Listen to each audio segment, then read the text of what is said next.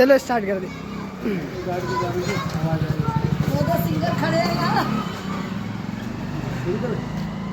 कि जहिया से चली गईलू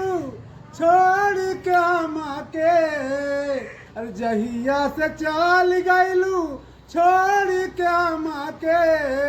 जिंदगी भइल सुनसान हो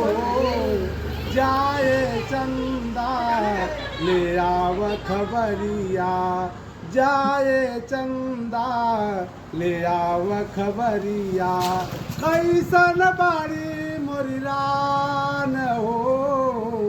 जाए चंदा ले आव खबरिया।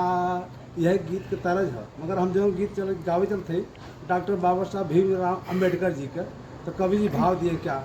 कि लाली रंग भोर जैसे उगे किरलिया, कि लाली रंग भोर जैसे उगे किरलिया, हो जला जैसे बिहान हो ए हो साहब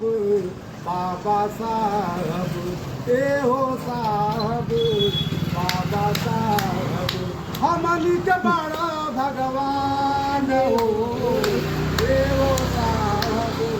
बाबा साहब, हमनी के बड़ा भगवान हो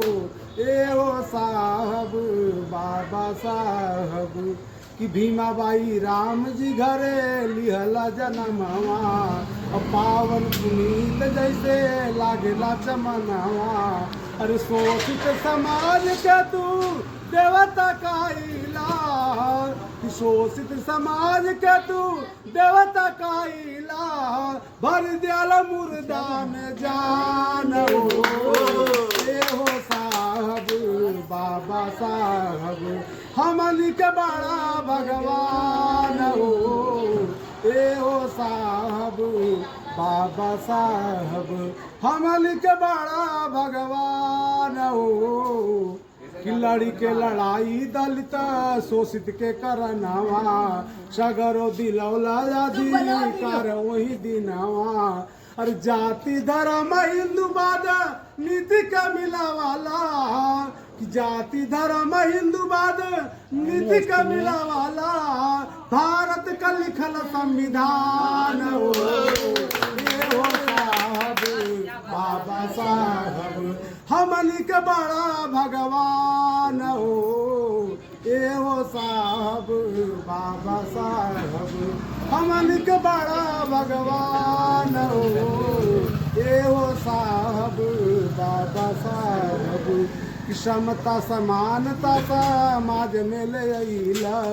और धर्म निरपेक्षता के नरवा लगावला, कि विश्वनाथ गावले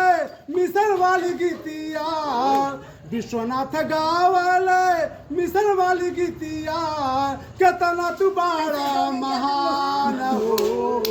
ए हो साहब बाबा साहब,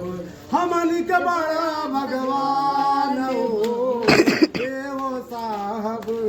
बाबा साहब, हमनी के बड़ा भगवान हो ए हो साहब बाबा साहब। जय भीम जय भारत।